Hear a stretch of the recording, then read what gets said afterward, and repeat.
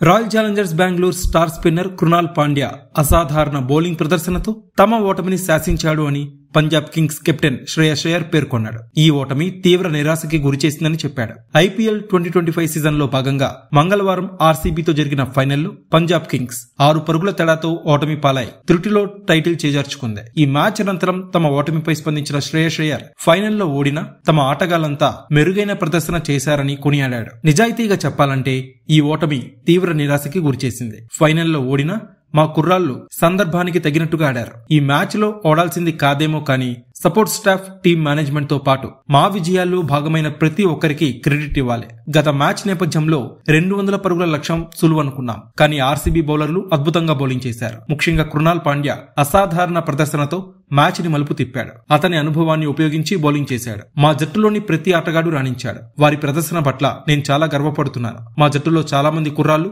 తొలి సీజన్ ఆడారు, అయినా వారు ఫియర్లెస్ గేమ్ ఆడారు. వారు లేకుంటే మేం ఇక్కడి వరకు వచ్చేవాళ్ళం కాదు. వారికి అభినందనలు. వచ్చే ఏడాది టైటిల్ గెలిచే ప్రయత్నం చేస్తాం. మేం ప్రతి మ్యాచ్ గెలుస్తామనే నమ్మకంతోనే బరిలోకి దిగాం. వచ్చే ఏడాది కూడా ఇదే తరహా ప్రదర్శన చేసేందుకు ప్రయత్నిస్తామని శ్రేయస్ అయ్యర్ చెప్పుకొచ్చాడు. ఇక ఐపీఎల్ 2025 సీజన్ లో విజేతగా నిలవడంపై ఆర్సీబీ కెప్టెన్ రజత్ పాటీదార్ సంతోషం వ్యక్తం చేశాడు. 18 ఏళ్లుగా జట్టుకి అండగా నిలిచిన ఫ్యాన్స్ తో పాటు తనకి, విరాట్ కోహ్లీకి ఈ విజయం ఎంతో ప్రత్యేకమైందని అభిప్రాయపడ్డాడు. బౌలర్ల అసాధారణ ప్రదర్శనతోనే ఈ విజయం సాధ్యమైందని రజత్ పాటీదార్ చెప్పాడు.